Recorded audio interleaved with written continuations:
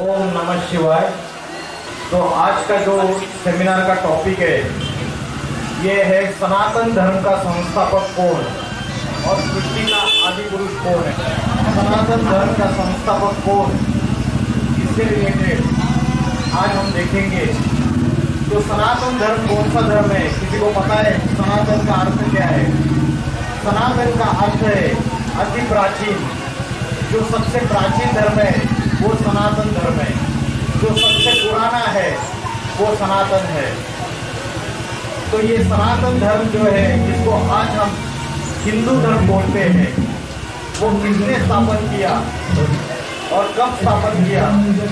सनातन धर्म जिसको आज हम हिंदू धर्म कहते हैं, वो किसने स्थापन किया और कब स्थापन किया, इसकी जानकारी आज हमें नहीं है। जैसे क्रिश्चियन धर्म आज से 2000 साल पहले जीसस क्राइस्ट ने स्थापन किया। मोहम्मद ने मुस्लिम धर्म स्थापन किया। जो प्रॉफेट मोहम्मद है उन्होंने मुस्लिम धर्म स्थापन किया आज से 1400 साल पहले। आदि शंकराचार्य जी ने आज से 1500 साल पहले संन्यास धर्म स्थापन किया। और गुरु नानक जी ने 500 साल पहले सिख धर्म स्थापन किया। लेकिन सनातन धर्म जिसको हिंदू धर्म बोलते हैं, वो किसने स्थापन किया और कब स्थापन किया हमें पता नहीं है। तो सनातन धर्म जो है वो स्वयं परमात्मा द्वारा स्थापन किया गया है। जो आज से 5000 साल पहले सनातन संस्कृति जिसको कहा जाता है, वो सनातन संस्कृति जो है वो स्वयं ईश्वर आके उसकी स्थापना करते हैं। तो भारत जो है वो सबसे प्राचीन धर्म में है। तो ये भारत में हिंदू धर्म का उद्गम हो गया, परंतु सनातन धर्म के जो अनुयायी है उनकी संख्या हिंदू की राज चौगुनी कम होती जा रही है। आज जो जनसंख्या है हिंदुओं की वो भी कम होती जा रही है। तो दूसरे धर्म वाले जितने भी है, इस्लामी, क्रिश्चियन, इनकी जनसंख्या बढ़ती चली जा रही है, लेकिन हिंदुओं की संख्या कम क्यों हो रही है? किसी को पता है हिंदुओं की संख्या कम क्यों हो रही है? जो हिंदू है कच्चे वो दूसरे धर्मों में कन्वर्ट हो गए। तो दूसरे धर्मों में कन्वर्ट होने के कारण हिंदुओं की संख्या कम होती जा रही है और दूसरे धर्मों वालों की जो संख्या है, जनसंख्या, वो बढ़ती चली जा रही है। तो आज जो क्रिश्चियन है उनकी 31% जनसंख्या है और जो उसके बाद जो मुस्लिम है उनकी जनसंख्या 25% है और जो हिंदू है उनकी जनसंख्या सिर्फ 15% है। तो आज हिंदुओं की जनसंख्या इसलिए कम होती जा रही है क्योंकि हमें अपने धर्म ग्रंथ का पता नहीं है, श्रीमद् भगवद गीता। हमें धर्म शास्त्र का पता नहीं है, हमें हमारे धर्म पिता का पता नहीं है। तो धर्म संस्थापक का भी पता नहीं है और धर्म पिता का भी पता नहीं है। हमें आत्मा का भी ज्ञान नहीं है और परमात्मा का भी ज्ञान नहीं है। आज हम आत्मा और परमात्मा के ज्ञान को भूल चुके हैं। उसकी वजह से आज हिंदुओं की जनसंख्या, जो सनातन धर्म वालों की जनसंख्या, वो कम होती जा रही है। अभी हमको सबसे पहले समझना है कि हमारा असली परिचय क्या है, हम कौन है, मैं कौन हूँ। आपको अगर कोई प्रश्न पूछा आप कौन है तो आप क्या जवाब देंगे? बताइए आप कौन है?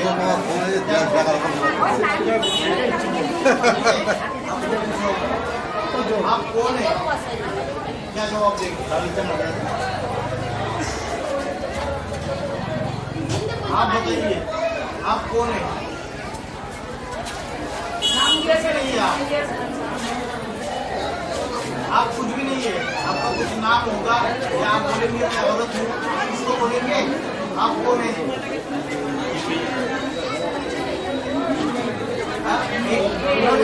एक इंसान हूँ। जो आईवा है आहुजा दे दो। मैं एक इंसान हूँ। तो जो इंसान है, अभी मैंने और किसी को प्रश्न पूछा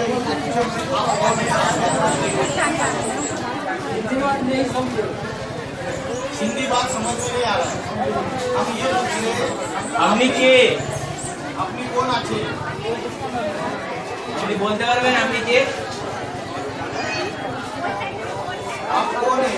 तो मैंने जब ये प्रश्न पूछा तो किसी ने जवाब दिया मैं हिंदू हूँ। जवान हूँ। किसी ने जवाब दिया मैं तो बच्चा हूँ छोटा। किसी ने जवाब दिया अपना नाम बता दिया। किसी ने जवाब दिया मैं तो औरत हूँ। किसी ने जवाब दिया मैं बुढ़िया हूँ। किसी ने जवाब दिया मैं इंजीनियर हूँ। किसी ने जवाब दिया मैं डॉक्टर हूँ। तो सबने अपना अलग अलग परिचय दिया। एक ही प्रश्न पूछा, सबने जवाब अलग अलग दिए। हमारा जो असली परिचय है वो आप भूल गए।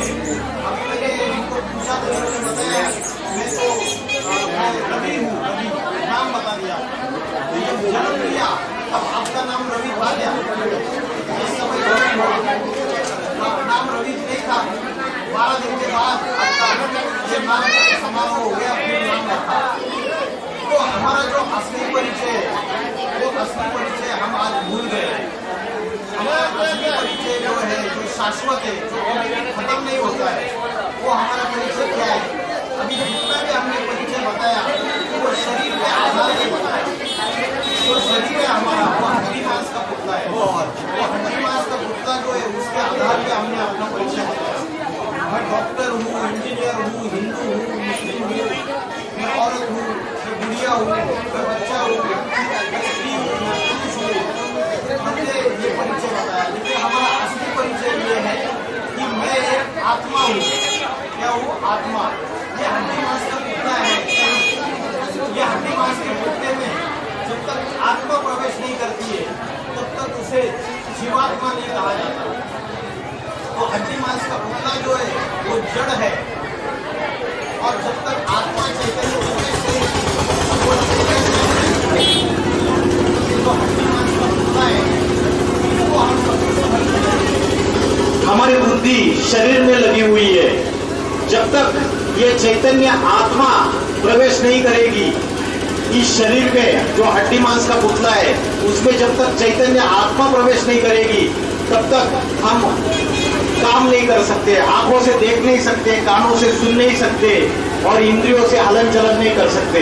जैसे अभी ये माइक है, इसमें से बिजली चला गया तो ये काम कर रहा था क्या? नहीं काम कर रहा था। बिजली आ गया तो काम कर रहा है। वैसे आत्मा ये बिजली है। आत्मा चली जाएगी तो व्यक्ति मर जाएगा। आत्मा है तो व्यक्ति जिंदा है। तो मरता क्या है? शरीर मरता है, आत्मा कभी मरती नहीं है। व्यक्ति मरने के बाद उसको जला देते हैं या तो गाड़ देते हैं, लेकिन आत्मा जो है 1 सेकंड में दूसरे माँ के गर्भ में जाके प्रवेश करती है और फिर से बच्चे के रूप में जन्म ले लेती है। तो आत्मा कभी भी मरती नहीं है। आत्मा अजर अमर अविनाशी है।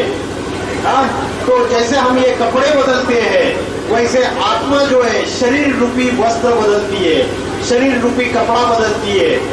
हमने अनेक जन्म लिए, हमने इस सृष्टि रूपी रंगमंच पे अनेक जन्म लिए। अनेक जन्म लेते लेते हमारे द्वारा अच्छे और बुरे पुण्य कर्म और पाप कर्म किए। जो हमने पाप कर्म किए उस पाप कर्मों की वजह से हमारी जो आत्मा है वो आत्मा के ऊपर लेपछेप चढ़ गया। हमारी आत्मा की शक्ति क्षीण हो गई, आत्मा की बैटरी डिस्चार्ज हो गई। जैसे मोबाइल की बैटरी होती है, मोबाइल की बैटरी को रोज चार्जिंग करते हैं ना, वैसे आत्मा की बैटरी जो है ये अभी डिस्चार्ज हो चुकी है। ये दुनिया में 4 युग है, 4 युग, सतयुग, त्रेता युग, द्वापर युग और कलयुग, 4 युग है। अभी कौन सा युग चल रहा है? अभी कौन सा युग चल रहा है पता है किसी को? कलयुग चल रहा है।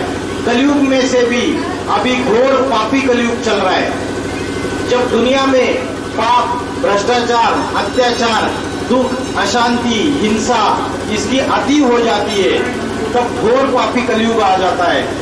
लेकिन हमारा बुद्धि यहाँ पे आत्मा में एकाग्र नहीं करते हैं हम। तो ये जो है ये उत्तमांग है, इस उत्तमांग में आत्मा रहती है। तो आत्मा का ध्यान हम अगर यहाँ करेंगे और शरीर का भान छोड़ देंगे, शरीर के इंद्रियों का भान छोड़ देंगे तो क्या होगा फिर? उस समय शरीर की इंद्रियों का भान छोड़ने से हमारा मन एकाग्र हो जाएगा, बुद्धि एकाग्र हो जाएगी। अभी छोटे बच्चे से लेके बूढ़े तक सबका मन भटक रहा है, किसी का भी मन स्थिरम नहीं है, एकाग्र नहीं है। उसका मूल कारण है कि हम अपनी आत्मा को भूल गए। तो ये जो आत्मा है ये इस शरीर में कहाँ रहती है? आत्मा का निवास कौन सा है? आत्मा कोटे थाके यहाँ पे भ्रुकुटी के बीच में जो बिंदी लगाई है और जो पुरुष लोग टीका लगाते हैं, तो ये आत्मा रहती है। आत्मा का रहने का निवास है ये आत्मा का घर है, आत्मा का बाड़ी है, आत्मा यहाँ रहती है। तो आत्मा का ध्यान करेंगे, आत्मा का अगर ध्यान करेंगे तो मन और बुद्धि एकाग्र हो जाएगा। अभी हमें पता ही नहीं आत्मा कहाँ रहती है, तो हम आत्मा का ध्यान कैसे करेंगे? समझ रहे हैं? आत्मा कैसी दिखती है? जैसे बिजली है, बिजली इन आंखों से दिखाई देती है क्या आपको?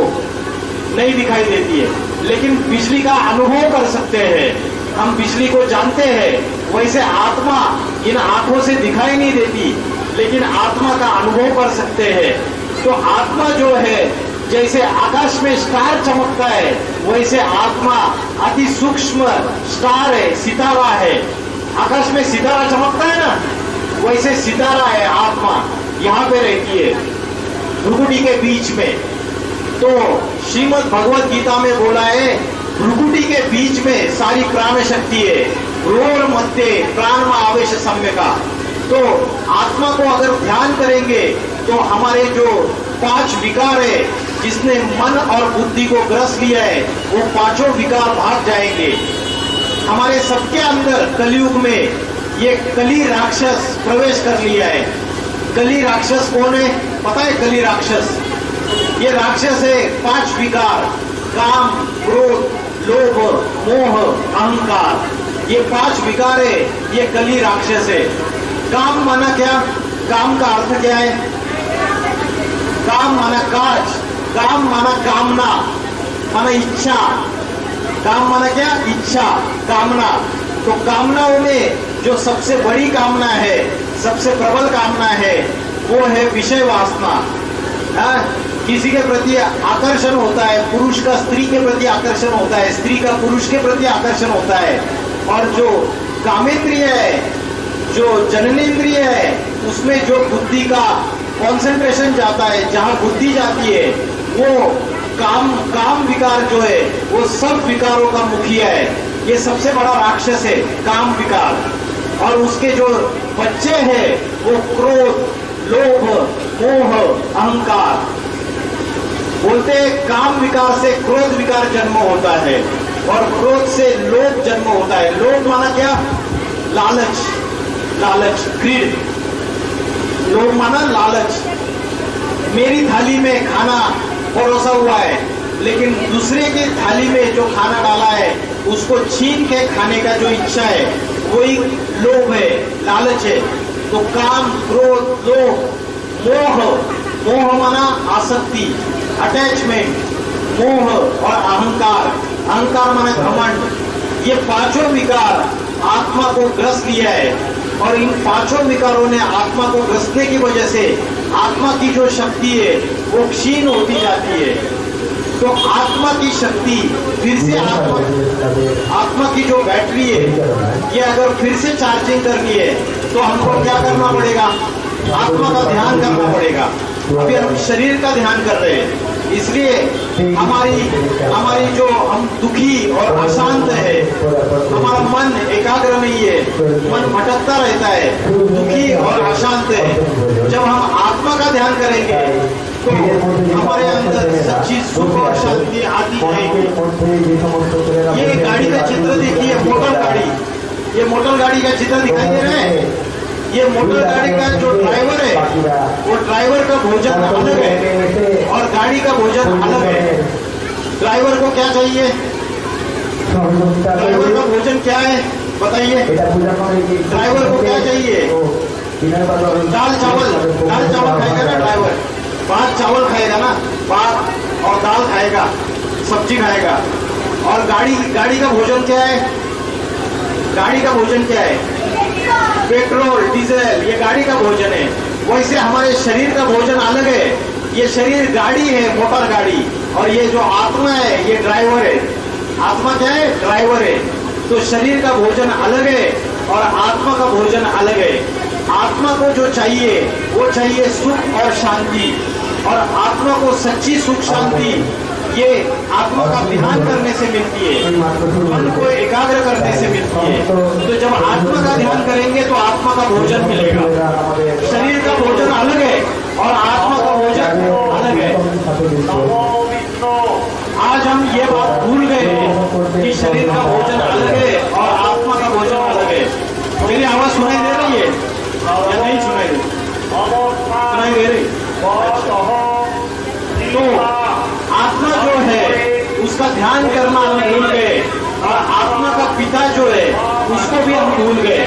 जैसे हमारे शरीर को जन्म देने वाला पिता रहता है, हमारे शरीर को जन्म देने वाला पिता रहता है, बाप रहता है ना, शरीर को जन्म देने वाला पिता।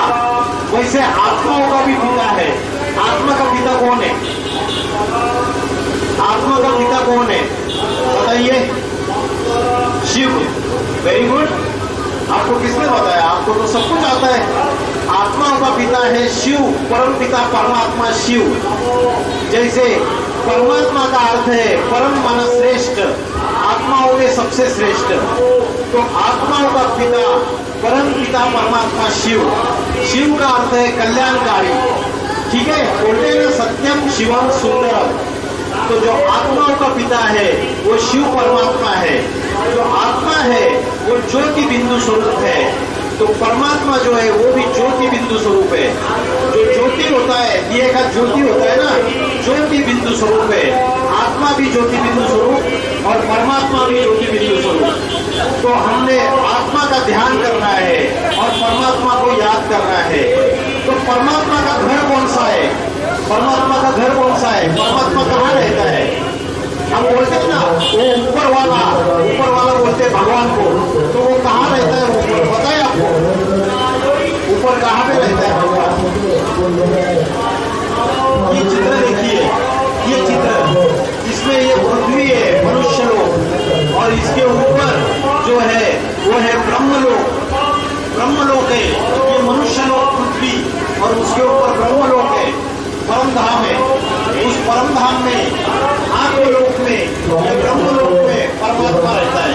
परमात्मा वहां का रहने वाला है और हम सब आत्माएं भी उस घर के रहने वाले हैं। जब दुनिया में पाप, भ्रष्टाचार और दुख, अशांति आदि में बढ़ जाती है तो परमात्मा इस सृष्टि में अति साधारण मनुष्य शरीर में अवतरित हो जाते हैं। समझ रहे हैं? अति साधारण मनुष्य शरीर का आधार लेते हैं। जो परमात्मा है वो तो उसको शरीर है नहीं, तो उसको शरीर का आधार लेना पड़ता है। परमात्मा के अंदर ये सारी सृष्टि का ज्ञान है, आदि मध्य और अंत का ज्ञान है। ये सृष्टि शुरुआत कब हुई, इसका अंत कब होगा, इसका विनाश कब होगा, ये सब का ज्ञान एक भगवान के अंदर है। तो वो ज्ञान भगवान के अंदर आके तभी समझा पाएगा जब वो किसी साधारण मनुष्य शरीर में अवतरित होगा, उसको अवतार लेगा। समझ रहे? परमात्मा जो है वो निराकार है। वो जिस मनुष्य शरीर का आधार लेता है वो साधारण मनुष्य शरीर है। तो ये दिखाया है शिवलिंग और ये शंकर का चित्र दिखाया है। तो शिव जो है वो निराकार है। शिव जन्म मरण के चक्र में नहीं आते, जन्म मरण के चक्र में नहीं आते। हम सब आत्माएं जन्म मरण के चक्र में आते हैं। एक जन्म छोड़ लेते हैं, फिर दूसरा जन्म लेते हैं, फिर तीसरा जन्म लेते हैं। लेकिन जो परमात्मा है वो जन्म मरण के चक्र में नहीं आते, वो अजन्मा है। उनकी ना जन्म है ना मृत्यु है। तो इस दुनिया में जब वो आते हैं तो दिव्य जन्म लेते हैं। उनका जो अवतार होता है वो दिव्य अवतार होता है। तो किसी साधारण मनुष्य शरीर में वो अवतरित होते हैं, जिसके लिए बोला है आत्मा परमात्मा अलग रहे बहुकाल, सुंदर मेला सच गया जब सदगुरु मिला दलाल। तो भगवान जो है वो शिक्षक बन के, परम शिक्षक बन के, टीचर बन के, सदगुरु बन के इस दुनिया में कलयुग के अंतिम समय में अवतरित होते हैं। अभी कौन सा समय चल रहा है? कलयुग का अंतिम समय चल रहा है। अभी दुनिया में पाप, दुख, अशांति अति में बढ़ गए। तो ऐसे समय ये जो दुनिया का सुधार करने के लिए, ये दुनिया का उद्धार करने के लिए, इस पापी दुनिया को पावन बनाने के लिए भगवान इस सृष्टि पे अवतरित होते हैं। अति साधारण मनुष्य शरीर थे।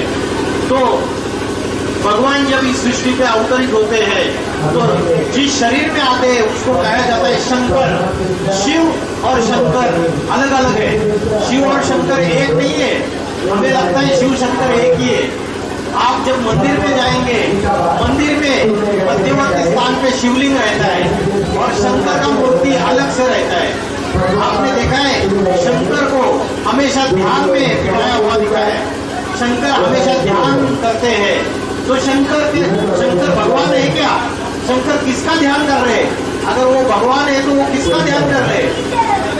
तो उनसे भी ऊंचा कोई है। शंकर जिसका ध्यान कर रहे हैं वो है शिव। शिव निराकार ज्योति बिंदु स्वरूप, शिव ज्योति स्वरूप, उसका शंकर ध्यान कर रहे हैं। तो परमात्मा जो है वो निराकार ज्योति स्वरूप है। तो उसकी यादगार में ये शिवलिंग का चित्र बना दिया। जो हिंदुओं में 33 करोड़ देवी देवता है, वो जो 33 करोड़ देवी देवता है वो 33.5 करोड़ देवी देवताओं में सभी सारा वो 33 करोड़ देवी देवताओं को मनुष्य जैसा है। लेकिन शिवलिंग जो है, शिवलिंग उसका आकार ऐसे क्यों है? दुर्गा माता है, सरस्वती माता है, संतोषी माता है और दूसरे जितने भी देवता है, शंकर है, विष्णु है, ब्रह्मा है, इनको सबको मनुष्य जैसा दिखाया चेहरा, हाथ पैर कान सब कुछ। लेकिन शिवलिंग का ऐसा आकार क्यों दिया? किसी को जानकारी है शिवलिंग को ऐसा क्यों बनाया, ऐसा आकार क्यों दिया? शिवलिंग को हम उसके सामने जाके माथा टेकते हैं, हम उसको मंदिर के मध्यवर्ती स्थान में रखते हैं।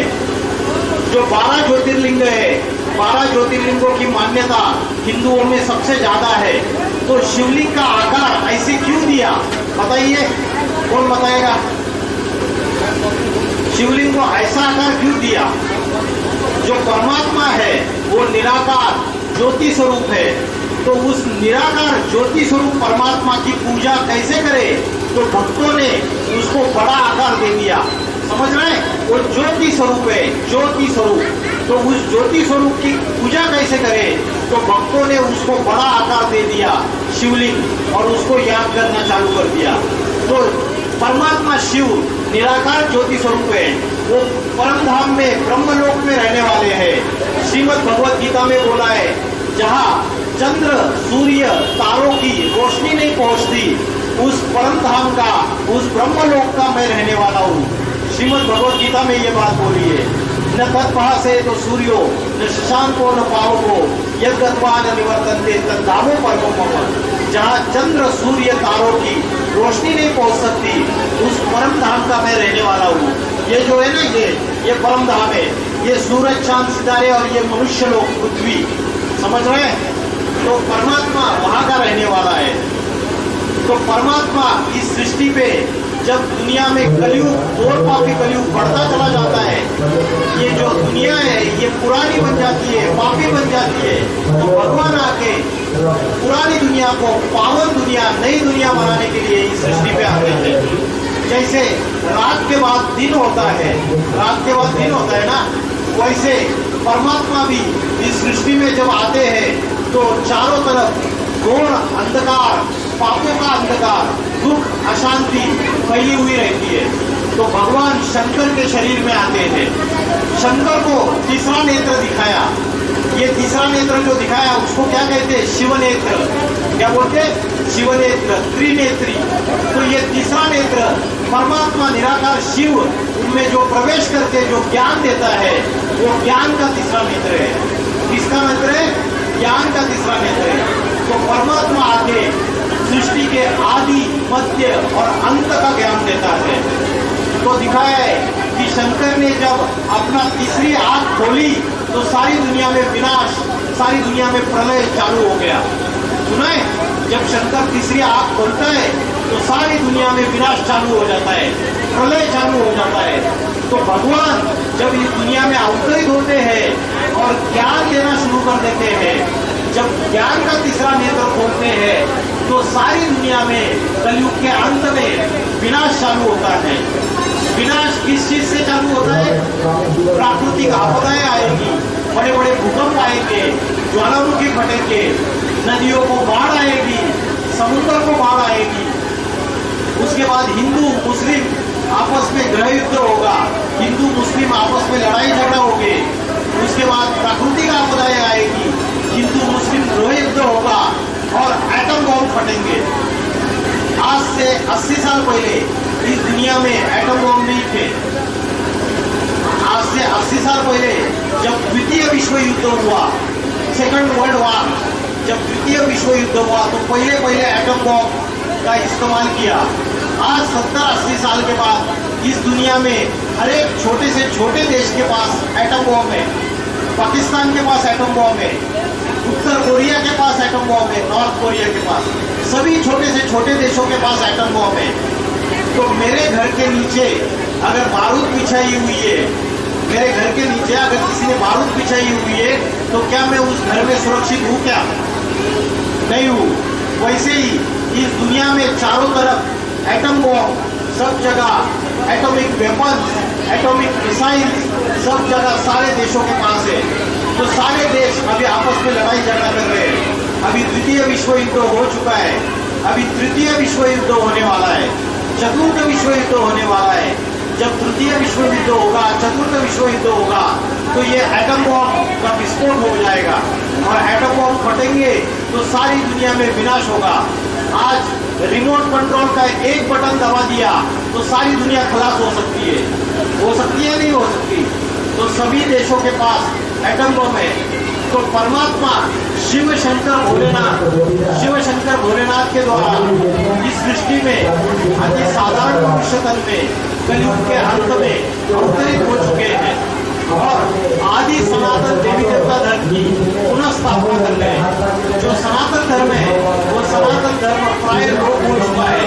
तो परमात्मा आके फिर से आदि सनातन देवी देवता धर्म फिर से स्थापन कर रहे हैं। तो सनातन धारणाएं क्या होती है? जैसे भारत में बोला है कि भारत ये सती सावित्री का देश है, भारत ये सती सावित्री का देश था। राजा अगर लड़ाई में मारा जाता था तो रानी जोहार करती थी, जलती आग में कूद जाती थी, लेकिन परपुरुष को अपने शरीर को हाथ नहीं लगाने देती थी।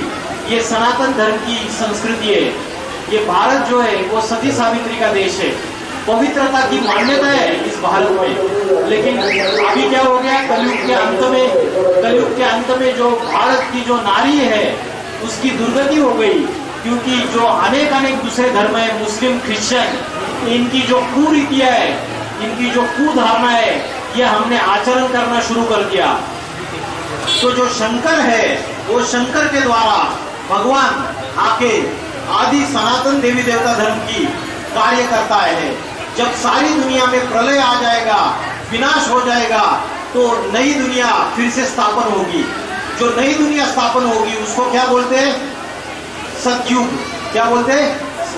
सतयुग माना स्वर्ग, सतयुग माना स्वर्ग और कलयुग माना नरक, कलयुग माना नरक। तो जब नई दुनिया स्थापन होती है स्वर्ग, तो उस स्वर्ग की दुनिया में देवी देवताओं का राज्य होता है, लक्ष्मी नारायण का राज्य होता है। उसमें मनुष्यों का राज्य नहीं होता है, राक्षस नहीं होते, देवी देवताओं का राज्य होता है। आत्मा के अंदर काम, क्रोध, लोभ, मोह, अहंकार, ये पांचों विकार नहीं होते।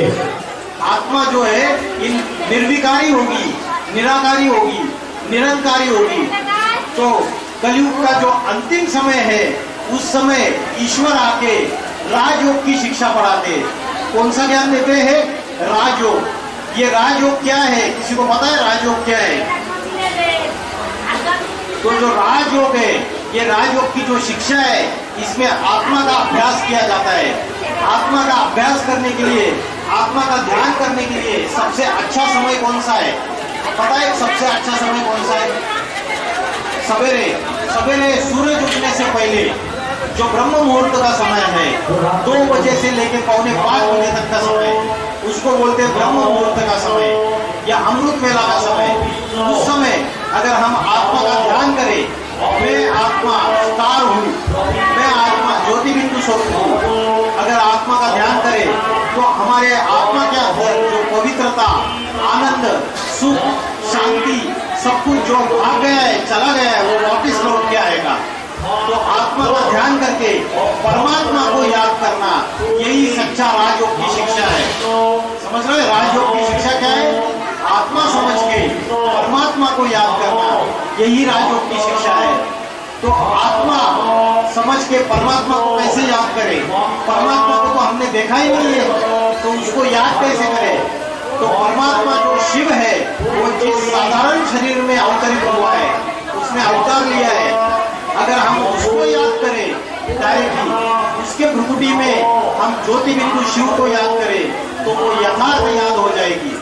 जब भगवान इस सृष्टि में साक्षात अवतरित होते हैं, तो उसी समय हमारे अनेक जन्म के पाप कर्म विनाश हो जाते हैं। हमारे जो अनेक जन्मों में जो पाप कर्म हमने किए, उसका विनाश जब हम भगवान को याद करते हैं, तब उसका विनाश हो जाता है, अनेक जन्मों के पाप कर्म का। शास्त्रों में बोला है सन्मुख होई जीवन होई जबी, जन्म कोटि अगनाशय दबी। जब जीव मेरे मुख के सामने आएगा, तो उसके अनेक जन्मों का जो पाप कर्म है, वो विनाश हो जाएगा। तो भगवान जब इस सृष्टि पे आते हैं, तो हम भगवान को डायरेक्टली याद कर सकते हैं। अभी तो हम मंदिर में पत्थर की मूर्ति में उसको याद कर रहे हैं। तो पत्थर की मूर्ति तो उसका सिंबल है, उसका प्रतीक है, सिर्फ सिंबल है ना।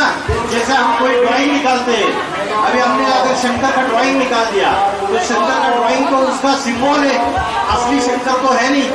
तो जब भगवान स्वयं आएगा दुनिया में, असली चैतन्य रूप में आएगा, तो हम उसको यथार्थ रूप में याद कर सकते हैं। तो भगवान के बच्चे जब हम बनेंगे और भगवान को यथार्थ रूप से याद करेंगे, तो जो नई दुनिया आएगी, स्वर्ग आएगा, उस स्वर्ग में सतयुग में वो मनुष्य जो भगवान को याद करेंगे, वो सतयुग में जाएंगे। बाकी सारे जितने भी है, उनका विनाश हो जाएगा। तो जब पुरानी दुनिया खत्म हो जाएगी और नई दुनिया शुरुआत हो जाएगी, तो एक प्रथम पुरुष और प्रथम स्त्री नई दुनिया में होगी। तो वो प्रथम पुरुष और प्रथम स्त्री कौन है? जब नई दुनिया शुरू हो जाएगी, तो एक प्रथम पुरुष और प्रथम स्त्री होगी, उसके द्वारा सृष्टि का संचालन होगा। तो वो प्रथम पुरुष प्रथम स्त्री कौन है, पता है आपको? उसके लिए हिंदू लोग बोलते हैं आदि पुरुष आदि स्त्री, उसके लिए बोलते हैं आदिदेव आदि देवी, उसको बोलते हैं शंकर और पार्वती। जब दुनिया खलास हो जाएगी, तो जो दुनिया में पहला पुरुष और पहला स्त्री है, जिनके द्वारा दुनिया फिर से शुरू हो जाएगी, वो एक शंकर और पार्वती। क्रिश्चियन लोग उनको बोलते हैं एडम और ईव, मुस्लिम लोग बोलते हैं आदम और हवा, जैन लोग बोलते हैं आदिनाथ आदिनाथी। सबने नाम अलग अलग दे दिए, लेकिन है वो एक ही व्यक्तित्व, एक ही पर्सनैलिटी। तो परमात्मा कलयुग के अंतिम समय में आके हमको राजयोग की शिक्षा पढ़ाते। राजयोग की शिक्षा पढ़ाने से इस हमारे अंदर के, आत्मा के अंदर के काम, क्रोध, लोभ, मोह, अहंकार, ये पांचों भूत भाग जाते हैं। ज्ञान सूर्य प्रकटा, अज्ञान अंधेर विनाश। तो ज्ञान सूर्य शिव जब इस सृष्टि पे आते हैं, तो अज्ञान अंधकार का विनाश हो जाता है और हमारी आत्मा जो है वो पवित्र बन जाती है, पावन बन जाती है, निर्विकारी बन जाती है। तो हम देखते हैं कि जो राम का जन्मदिन है, वो राम नवमी के रूप में मनाते हैं हम। शिव का जन्मदिन जो है वो किस रूप में मनाते हैं हम? महाशिवरात्रि। उसको महाशिवरात्रि क्यों बोला? शिव जयंती क्यों नहीं बोला? शिव नवमी, शिव अष्टमी क्यों नहीं बोला? कृष्ण का जन्मदिन कृष्ण जन्माष्टमी के रूप में मनाते हैं। तो शिव का जन्मदिन महाशिवरात्रि क्यों बोला? क्योंकि शिव जब इस दुनिया में अवतरित होता है, तो दुनिया में रात्रि फैली रहती है। रात्रि में क्या होता है? अंधकार। ये जो कलयुग है, ये रात्रि है अंधकार की, पापों की रात्रि। ये पापों का अंधकार है, इसमें पाप है, अज्ञान है, इसमें आत्मा का भी ज्ञान नहीं है, परमात्मा का भी ज्ञान नहीं है। तो ऐसी जब अज्ञान अंधकार की रात्रि फैल जाती है, तो उस समय शिव इस धरती पर अवतरित होते हैं। इसलिए हम महाशिवरात्रि का त्योहार मनाते हैं। हमको आज तक पता था क्या महाशिवरात्रि क्यों बोलते हैं? नहीं पता था, उसका आध्यात्मिक रहस्य भी नहीं पता था। ये तो शिव इस दुनिया में जब अवतरित होते हैं, उनकी याद में महाशिवरात्रि का उत्सव त्योहार मनाते हैं। जब भगवान आते हैं, तो राजयोग की शिक्षा पढ़ाते हैं, और जो राजयोग की शिक्षा पढ़ाते हैं, तो राजयोग की शिक्षा में सबसे पहला है ब्रह्मचर्य। ब्रह्मचर्य माना पवित्रता। राजयोग की शिक्षा का सबसे पहला प्रिंसिपल है ब्रह्मचर्य। ब्रह्मचर्य माना पवित्रता। तो पवित्रता किस चीज की पवित्रता? तन की भी पवित्रता, मन की भी पवित्रता, वाचा की भी पवित्रता और कर्मों की भी पवित्रता। तो तन, मन और वाचा की जब पवित्रता धारण करेंगे तो सच्चे ब्राह्मण कहलाएंगे। आज जो जाति का ब्राह्मण है वो भी असली ब्राह्मण नहीं कहेंगे। आचार और विचार से उसके अंदर अगर ब्राह्मणत्व नहीं है तो वो असली ब्राह्मण नहीं कहेंगे। जो कर्म है वो भी पवित्र होने चाहिए। मन के जो विचार है वो भी पवित्र होने चाहिए। किसी के प्रति अगर शत्रुत्व है, दुश्मनी है, किसी के प्रति ऋषद्वेष है तो उसको पवित्र मन नहीं कहेंगे। वाचा से किसी को गाली गलौज कर रहे तो उसको पवित्र वाचा नहीं कहेंगे। और किसी के प्रति, किसी के साथ दुख दे रहे, किसी को दुख दे रहे, किसी के साथ गलत व्यवहार कर रहे तो उसको भी पवित्रता नहीं कहेंगे। तो राजयोग की जो शिक्षा है उसमें सबसे मुख्य है ब्रह्मचर्य। क्या? ब्रह्मचर्य। मन की पवित्रता, वाचा की पवित्रता और कर्मों की भी पवित्रता। फिर दूसरा है शुद्ध अन्न। राजयोग की जो शिक्षा भगवान आके पढ़ा रहे उसमें दूसरा है शुद्ध अन्न। शुद्ध अन्न मतलब जैसे खाओगे अन्न वैसे बनेगा मन, जैसे पियोगे पानी वैसी होगी वाणी। अन्न का मन से संबंध है, मन से कनेक्शन है। अगर हम परमात्मा की याद में बनाया हुआ पवित्र भोजन खाते हैं तो हमारा मन भी सुखी और शांत बनेगा, पवित्र बनेगा। लेकिन अगर हम होटल में जाके, ये छोटी छोटी रेडियो पे जाके अगर कुछ भी खाते हैं तो जो खाना बनाने वाला है उसके अंदर अगर गंदे विचार चल रहे, डर्टी थॉट्स चल रहे, निगेटिव विचार चल रहे, गंदे संकल्प चल रहे, उसके अंदर चोरी चकारी के विचार चल रहे, तो उसके हाथ से बनाया हुआ खाना खाने से हमारे अंदर भी ऐसे संस्कार आएंगे, तो हमारे अंदर भी चोरी के संस्कार आएंगे, हमारे अंदर भी गंदे विचार आएंगे। तो जैसे खाओगे अन्न वैसे बनेगा मन, और जैसे पियोगे पानी वैसी होगी वाणी। बोलते पानी पियो छान के और गुरु करो जान के। पानी कैसा होना चाहिए? अच्छा पानी पीना चाहिए, और भोजन भी शुद्ध अपने हाथ से बनाया हुआ भोजन खाना चाहिए। तो श्रीमद् भगवत गीता में बोला है कौन सा भोजन सात्विक भोजन है, कौन सा भोजन राजसी भोजन है और कौन सा भोजन तामसी भोजन है। तो जो सात्विक भोजन है, तो जो रसयुक्त फल होते हैं जिसमें रस होता है, फलाहार, हरी सब्जियां, हरे पत्ते की सब्जियां, स्निग्ध पदार्थ, मक्खन, दूध, दही, उसके बाद घी, ये सारे सात्विक भोजन है। क्या है ये? सात्विक भोजन। ये पवित्र भोजन है, अच्छे भोजन है। इससे मन एकाग्र हो जाएगा, आत्मा शक्तिशाली हो जाएगी।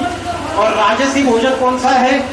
जो अति खट्टे, कड़वे, तीखे, बहुत कड़वा कड़वा अगर खा लिया, तीखा तीखा खा लिया, बहुत झाल खाया, तो तीखे भोजन, अति उष्ण, बहुत गरम गरम भोजन खा लिया, मसालेदार ऐसे भोजन खा लिए, तो उसको बोलते हैं राजसी भोजन।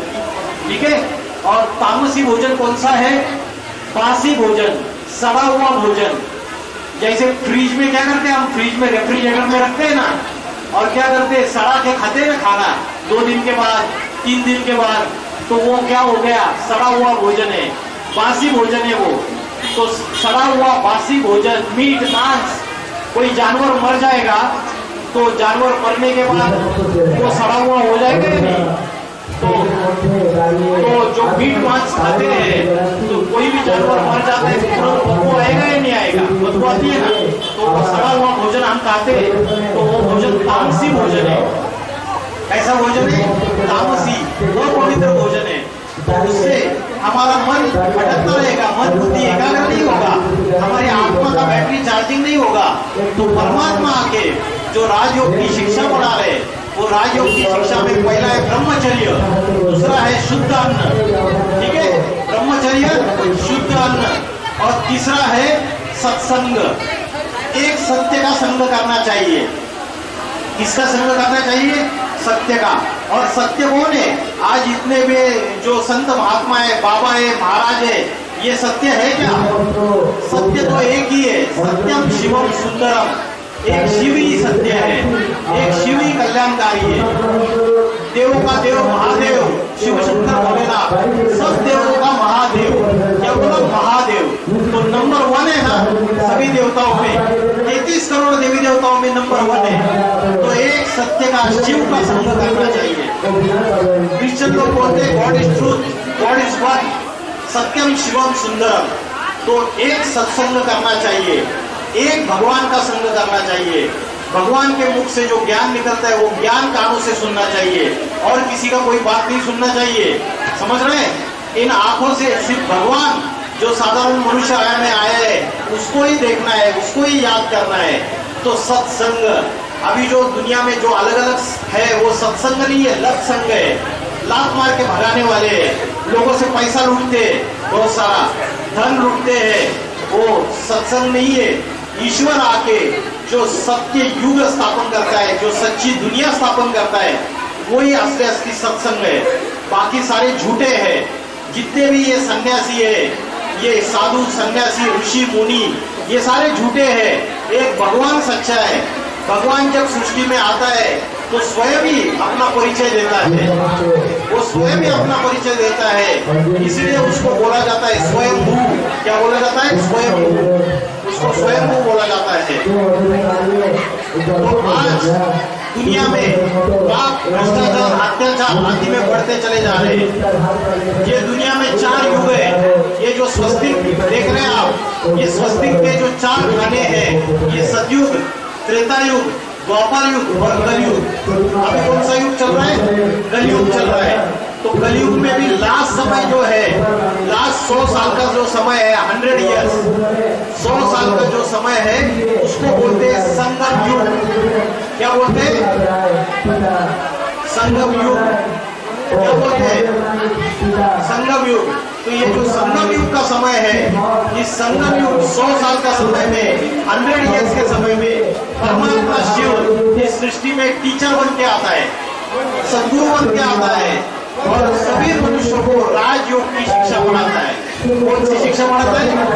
राजयोग। जिससे अभी जो दुनिया में जो स्कूल कॉलेज है, स्कूल कॉलेज में क्या टीचिंग दी जाती है? ज्योग्राफी, हिस्ट्री, साइंस, है ना, विज्ञान पढ़ाया जाता है ना। और कॉलेज में जाएंगे फिर इंजीनियर, डॉक्टर, वकील, टीचर बनने का ज्ञान सिखाया जाता है। लेकिन भगवान आके जो विश्वविद्यालय खोलता है, जो यूनिवर्सिटी खोलता है, उसमें आत्मा का ज्ञान देता है। किसका ज्ञान देता है? आत्मा का। इसलिए बोला है आध्यात्मिक विश्वविद्यालय। आध्यात्मिक विश्वविद्यालय का अर्थ है आदि माना अंदर, और आत्मा माना आत्मा के अंदर का ज्ञान। इसको बोलते हैं आध्यात्मिक। क्या बोलते हैं? अध्यात्म। आत्मा के अंदर का जो ज्ञान है उसको बोलते हैं अध्यात्म। और आध्यात्मिक माना आत्मा के अंदर का ज्ञान, आत्मा के अंदर की नॉलेज। तो परमात्मा आके ये जो स्कूल है, ये जो विश्वविद्यालय है, उससे आत्मा की नॉलेज सिखाते हैं, आत्मा का ज्ञान देते हैं। जब हम अपने को आत्मा देखेंगे तो हाथी रहेगा, घोड़ा रहेगा, कोई किस जाति का मनुष्य है, किसी दूसरे धर्म का मनुष्य है, कोई कैसा भी व्यक्ति है, हम उसको आत्मा रूप में देखेंगे, हम उसके शरीर को नहीं देखेंगे।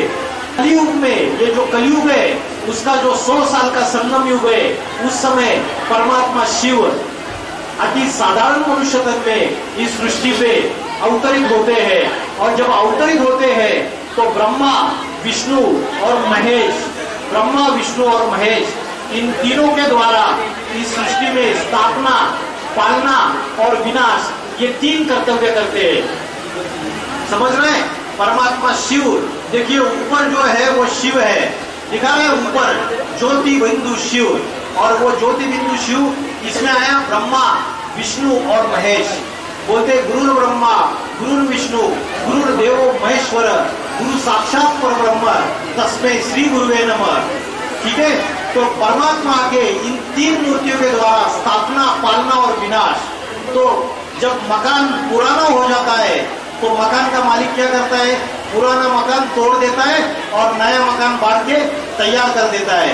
वैसे ये जो दुनिया है ये पुरानी हो गई, ये पापी हो गई, दुखी हो गई, अशांत हो गई, इसमें हिंसा बढ़ गई, वायलेंस, इसमें दुख बढ़ गया, इसमें आतंकवाद बढ़ गया, इसमें भाईचारा रहा नहीं अभी, भाई भाई का दुश्मन बन गया। तो ऐसा जब समय आता है, सारी दुनिया शूद्र बन जाती है, तो ब्रह्मा द्वारा ब्राह्मण समाज की स्थापना करते हैं और शंकर द्वारा इस पापी राक्षसी सृष्टि का विनाश कर देते हैं और नई आदि सनातन देवी देवता धर्म की स्थापना करते हैं। देवी देवता धर्म, अभी सनातन धर्म की जो धारणा है ये अभी मौजूद है क्या भारत में? अभी सनातन धर्म की धारणा है, सनातन धर्म के अच्छे अच्छे जो धारणा है, अच्छे अच्छे गुण है, ये आज हमारे अंदर है या नहीं है? बताइए। नहीं है, खत्म हो गए पूरे। तो शिव शंकर भोलेनाथ आके फिर से सनातन धर्म की धारणाएं पुनर्स्थापित करते हैं। आज हम भगवान की भक्ति कर रहे हैं, मंदिर में जाके पूजा करते हैं, लेकिन क्या हमारा मन भटकना बंद हो गया? नहीं ना, मन भटक रहा है ना। माला जापते हैं, मंत्र जाप करते हैं, फिर भी मन भटक रहा है, क्योंकि आत्मा का ज्ञान नहीं है। भगवान आके बताता है तू शरीर नहीं है, तू आत्मा है। अभी हमारे अच्छा खाना चाहिए, अच्छा खाना चाहिए, अच्छा कपड़ा पहनने के लिए चाहिए, अच्छा भोजन चाहिए, लेकिन आत्मा का ज्ञान नहीं है। आत्मा जो है ये कहाँ रहती है? देखिए, देखा है, इधर आत्मा रहती है, भ्रुकुटी के बीच में, यहाँ आत्मा का स्थान है। ये आत्मा ज्योति बिंदु स्वरूप है। तो आत्मा का ध्यान करेंगे, परमात्मा को याद करेंगे, तो हमारे काम, क्रोध, लोभ, मोह, अहंकार, ये पांचों भूत, पांचों राक्षस ये भाग जाएंगे।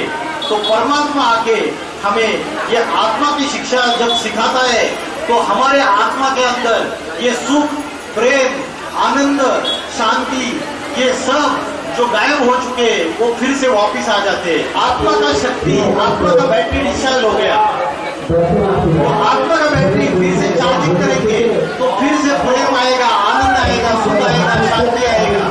समझ में आ रहा है? बैटरी चार्जिंग करेगा तो फिर से आ जाएगा, प्रेम, आनंद, सुख, शांति, सब कुछ आ जाएगा। तो अभी ये जो दुनिया है, ये दुनिया पता ही नहीं है कि अभी विनाश का समय चालू हो गया है। हम सभी भारतवासी कुंभकर्ण की निद्रा में सो रहे हैं, हमको पता ही नहीं। कुंभकर्ण पता है? कुंभकर्ण रावण का भाई था, वो 6 महीने सोता था, बहुत खाता था, खट्टा सोता था, बहुत खाता था, बहुत सोता था। तो भगवान जब दुनिया में आ चुका है तो हम सब लोग कुंभकर्ण के तरह सो रहे, अज्ञान अंधकार में सो रहे, हमको पता नहीं। ये तीसरा विश्व युद्ध चालू होने वाला है। अभी सारी दुनिया में सभी जगह ये मिसाइल से, मिसाइल होते हैं, एटम बम होते हैं ना, एटम बम, उसके मिसाइल बने हुए धरती पे, आकाश में, पानी में, पनडुब्बी के रूप में, सबमरीन, ये सारे मिसाइल से सभी जगह। तो दुनिया विनाश के कगार पे खड़ी हुई है। अभी तीसरा विश्व युद्ध चालू हो जाएगा। बड़े बड़े जो एटम बम बने हुए हैं, ये एटम बम जब फटेंगे तीसरे विश्व युद्ध में, चौथे विश्व युद्ध में, तो बड़े बड़े एटम बम फटने से क्या होगा? धरती का तापमान बढ़ जाएगा, टेम्परेचर बढ़ जाएगा। धरती का टेम्परेचर बढ़ने से उत्तर ध्रुव और दक्षिण ध्रुव की बर्फ पिघल जाएगी, आइस पिघल जाएगा, बाढ़ आएगा समुद्र को, और समुद्र के अंदर बड़े बड़े भूखंड, आशिया, अमेरिका, जापान, ये जितने भी है, यूरोप, अफ्रीका, न्यूजीलैंड, ऑस्ट्रेलिया, सब बंबई, सब समुद्र के अंदर चला जाएगा। कलकत्ता भी चला जाएगा, पूरा बंगाल चला जाएगा समुद्र के अंदर। तो आने वाले समय में जब ये एटम बम जो बनाए हुए उसका विस्फोट होने से धरती का टेम्परेचर बढ़ जाएगा, भूकंप आएंगे। धरती के ऊपर पापों का बोझा अभी बढ़ रहा है या नहीं? पापों का बोझा बढ़ रहा है तो भूकंप आएंगे, धरती माता भड़का लेगी, भूकंप आएंगे, ज्वालामुखी फटेंगे, सारी दुनिया में हाहाकार मचेगा, अकाल पड़ेगा, खाने के लिए कुछ नहीं मिलेगा, पानी के लिए, पीने के लिए पानी नहीं मिलेगा। ऐसा समय आएगा सड़कों के ऊपर नोटों का गिड्डी गिरी रहेगा, लेकिन खाने के लिए अनाज का दाना नहीं रहेगा, पीने के लिए पानी का बूंद नहीं रहेगा। तो इस तरीके से देखिए, इधर देखिए, और तब दुनिया को भगवान की याद आएगी। तब याद आएगा, अरे वो भाई साहब आए थे, उन्होंने बताया था कि भगवान आया हुआ है, और हमने बात को सुना ही नहीं, हम तो हल्ला गुल्ला कर रहे थे, हमने समझा ही नहीं। हजारों लोग आए, लेकिन हजारों लोग में से आप 15-20 लोगों ने ही सुना। तो आप सब लोग नई दुनिया से जुड़ने जाएंगे स्वर्ग में, बाकी लोग नहीं जाएंगे। भगवान जब साधारण मनुष्य शरीर में आता है तो सभी लोग उसको पहचान नहीं पाते हैं। वो अति साधारण मनुष्य तन में इस दुनिया में आया है, उसको बोलते महाकाल। महाकाल माना महामृत्यु। बोला है शंकर के द्वारा विनाश, शंकर के द्वारा सारी सृष्टि का विनाश गया हुआ है। जब ये मकान पुराना बन जाता है, पापी बन जाता है मकान, तो उसको तोड़ता है और नया दुनिया सतयुग स्वर्ग स्थापन करता है। तो मनुष्य ने आज विज्ञान के सारे साधन तैयार कर लिए और मनुष्य आज जिस पेड़ की डाली में बैठा हुआ है उसी डाली को काट रहा है। उसी डाली को काटेगा तो खुद भी नीचे गिरेगा या नहीं गिरेगा। तो आज विज्ञान के साइंस के आधार पे विनाश के सारे साधन तैयार कर लिए, बड़े बड़े एटम बम तैयार कर लिए, एटॉमिक वेपन्स, एटॉमिक मिसाइल्स तैयार कर दिए। तो सारी सृष्टि का ये अंतिम समय आ चुका है। लोग बोलते हैं कलयुग में अभी हजारों साल बाकी है। अभी हजारों साल बाकी नहीं है, अभी 10-15 साल ही बाकी है, 15 साल बाकी है बस। अभी आने वाले समय में हिंदू मुस्लिम इनका गृह युद्ध चालू हो जाएगा। अभी भी हिंदू मुस्लिम आपस में लड़ाई लड़ रहे हैं, है ना। आने वाला समय इतना खतरनाक होगा कि अभी तो ट्रेलर चल रहा है, अभी बड़ा मूवी होने वाला है। 28-29 तक हिंदू मुस्लिम गृह युद्ध चालू हो जाएगा, खूनी-नाक खेल होगा। 1947 में जब भारत स्वतंत्र हुआ तो भारत पाकिस्तान का बंटवारा हुआ, तब हिंदू मुस्लिम कत्लेआम हुआ, ट्रेनें की ट्रेनें काट दी गई, खूनी-नाक खेल हुआ। अभी धर्मों में आपस में लड़ाई झगड़ा चल रहा है और बढ़ता चला जा रहा है। अभी आने वाला समय और भी भयानक है। तो ये सृष्टि का अंतिम समय आ चुका है।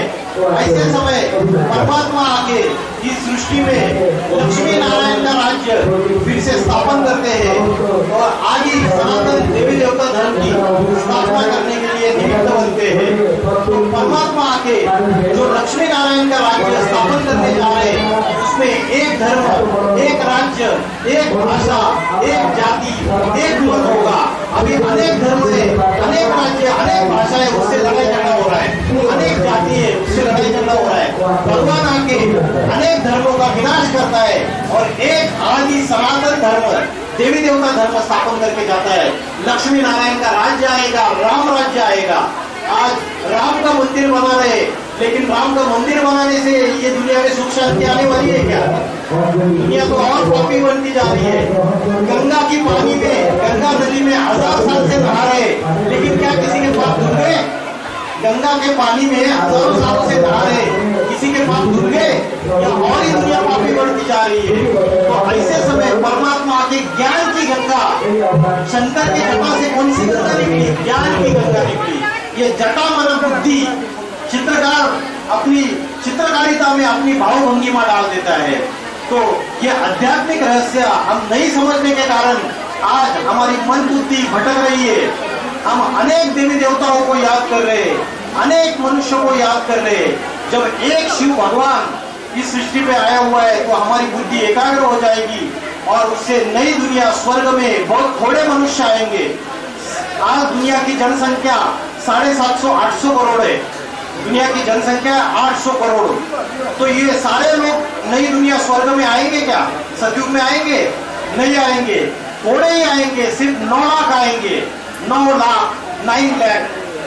जो लोग अपनी परमात्मा की पढ़ाई पढ़ेंगे, राजयोग की शिक्षा पढ़ेंगे, अपनी आत्मा का उद्धार करेंगे, अपने आत्मा के अंदर के काम, क्रोध, लोभ, मोह, अहंकार इसको जलाएंगे और आत्मा को पावन बनाएंगे, मन को एकाग्र बनाएंगे, वो और जो शिव शंकर भोलेनाथ के शरण में जाएंगे, वो साधारण मनुष्य तन में आया है उसको पहचानेंगे, वही नई दुनिया सतयुग में जाएंगे। बाकी लोग नहीं जाएंगे। बाकी सारी दुनिया का विनाश हो जाएगा और सारी दुनिया में सारी आत्माएं परम धाम ब्रह्मलोक में वापिस चली जाएगी। तो शिव शंकर भोलेनाथ जो है वही सनातन धर्म का असली संस्थापक है। ये जो वृक्ष है कल्प वृक्ष, उसका वो स्वयं बीज है। कौन है? बीज है। ये जो वृक्ष है उसका बीज स्वयं शिव शंकर भोलेनाथ है। तो जो वृक्ष होता है उसको क्या क्या होता है? बीज होता है, जड़ें होती है, टहनियां होती है ना। क्या क्या होता है? बीज, जड़ें, टहनियां, सब कुछ होता है। पत्ते होते हैं, फूल होते हैं, फल होते हैं, है ना। तो जब वृक्ष को पानी देना है तो आप पानी कहाँ डालेंगे? पानी कहाँ डालेंगे? पत्तों को पानी डालेंगे, टहनियों को पानी डालेंगे, कहाँ पानी डालेंगे? या जड़ में पानी डालेंगे? जड़ में पानी डालेंगे। वृक्ष को अगर पानी देना है तो जड़ में पानी डालेंगे। तो जड़ कौन है? जड़ है जो सनातन धर्म, जो हिंदू धर्म, सनातन धर्म जो परमात्मा के स्थापन करता है, वही जड़ है, बीज है। और जो शिव शंकर भोलेनाथ है, वो स्वयं इस वृक्ष के बीज है, प्रथम पुरुष है, आदि पुरुष है, जिसके लिए श्रीमद् भगवद गीता में बोला है, त्वम आदि देवा पुरुषा पुराणा, तू आदि देव है, आदि पुरुष है इस सारी सृष्टि का। त्वमस्य विश्वस्य परम निधानम, वो विश्वनाथ है। शंकर को क्या बोलते हैं? विश्वनाथ। नाथ माना मालिक, सारे विश्व का मालिक है, जगन्नाथ है, जगत पिता है। और पार्वती दुर्गा को बोलते हैं जगत माता, जगदम्बा, है ना। तो शंकर पार्वती जो सारे सृष्टि के जगत माता, जगत पिता है, उनके द्वारा ये सनातन धर्म का झाड़ का बीज डाला जाता है। और ये जो तना है, तना, ये हिंदू धर्म या सनातन धर्म है। और ये जो टहनियां है, ये टहनियां कौन सी है पता है? ये टहनियां है अलग अलग धर्म, इस्लाम, बौद्धी, क्रिश्चियन, सन्यासी, सिख, ये अलग अलग जो धर्म है, ये टहनियां है। इसमें जो लेफ्ट साइड की टहनियां है वो इस्लाम, क्रिश्चियन, और जो दूसरे दूसरे धर्म है, मुस्लिम धर्म, इनकी टहनियां है। और राइट साइड की टहनियां है वो बौद्धी, सन्यासी, सिख, ये राइट साइड की टहनी है ब्रांचेस है। तो ये अलग अलग धर्म जो है, ये आज से 2000-2500 साल पहले स्थापन हुए। क्रिश्चियन धर्म, मुस्लिम धर्म, बौद्ध धर्म, सन्यासी धर्म, सिख धर्म, ये 2000-2500 साल में स्थापन हुए। इसके पहले नहीं थे ये धर्म। एक आदि सनातन देवी देवता धर्म था, बाकी कोई भी धर्म नहीं थे। ठीक है, परमात्मा के अभी ये झाड़ पूरा तैयार हो गया, अभी सारे धर्म तैयार हो गए, सारी टहनियां आ गई। और उन धर्मों के जो फॉलोअर्स है वो पत्ते हैं उन टहनियों के, वो पत्ते हैं उन टहनियों के। तो जब ये झाड़ तैयार हो गया, पुराना हो गया, जड़ीभूत हो गया, तो शिव शंकर भोलेनाथ आके फिर से ये जो बीज डालता है आदि सनातन देवी देवता धर्म का, और फिर से नई दुनिया, सतयुग, स्वर्ग स्थापन हो जाता है और पुरानी दुनिया का विनाश हो जाता है। बोल के मैं रुकता हूँ। ओम नमः शिवाय।